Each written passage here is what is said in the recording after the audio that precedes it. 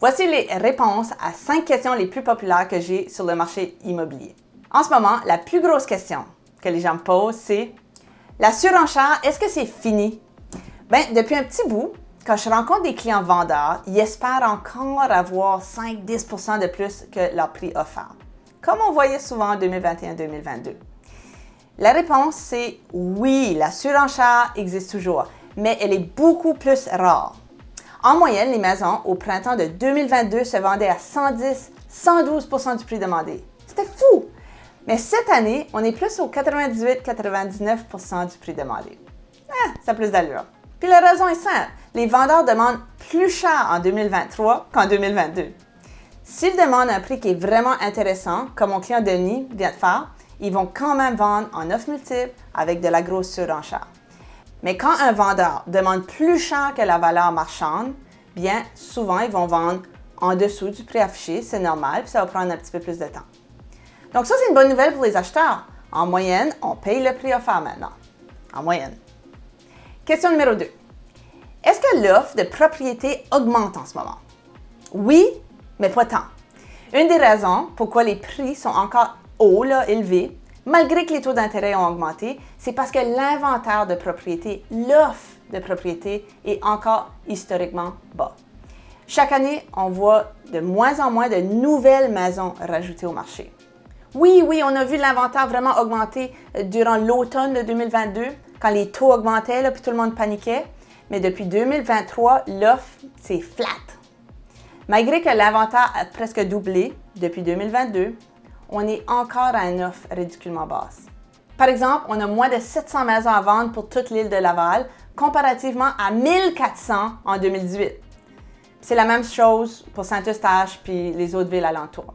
On a été vraiment stable cette année quand c'est venu à l'offre. Ça monte pas, ça baisse pas. Puis les économistes pensent pas que l'inventaire va grossir de beaucoup bientôt parce que il y a trop de demandes. Donc, acheteurs, ça sert à rien d'attendre. Tout indique que les choses vont rester pas mal stables. Passez à l'action. Question numéro 3. Est-ce que les prix vont baisser? Je sais pas. Je vois pas dans l'avenir. Selon les économistes, l'offre est encore trop basse pour la quantité d'acheteurs sur le marché. Les prix des loyers ont augmenté, comme vous le savez, en flèche, donc l'achat demeure encore une option logique. Les prix ont vraiment frappé un sommet en 2022, à 566 000 pour une maison unifamiliale à Laval, 517 000 à Saint-Eustache. Oui, on a vu les prix baisser quand même à l'automne de 2022, mais contre toute attente, Laval s'est bien repris en 2023, puis Saint-Eustache encore mieux. Les économistes doutent que le taux directeur va augmenter et prédisent peut-être même une baisse des taux d'intérêt en 2024.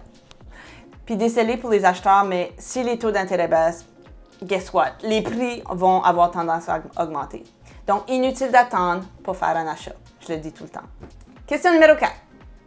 Combien de temps est-ce que ça prend pour vendre une maison en ce moment? Bien, tout dépend du prix. Si le prix est juste, les maisons se vendent encore en une fin de semaine. Oui, mais puisque les vendeurs en ce moment demandent plus cher, on a vu les délais de vente augmenter, mais pas de beaucoup. Pour Laval, on a passé de 17 jours pour vendre une maison à 27 jours. À Saint-Eustache, on a passé de 15 jours à 23 jours. Si vous êtes un vendeur et votre maison traîne sur le marché, c'est probablement parce que votre prix est un petit peu trop cher. Puis acheteur, si vous voyez une maison qui traîne sur le marché, sachez que la marge de négociation sera peut-être un petit peu plus grande. Question numéro 5. On me demande souvent, est-ce que c'est difficile en ce moment pour les courtiers immobiliers? Ça dépend du courtier. Pour moi, personnellement, 2023 a été une meilleure année que 2022. Je ne sais pas comment l'expliquer, mais je suis vraiment reconnaissante envers mes clients. Puis la raison que c'est surprenant, c'est qu'il y a moins de transactions cette année qu'en 2022. Donc ça veut dire qu'il y a moins de transactions par courtier.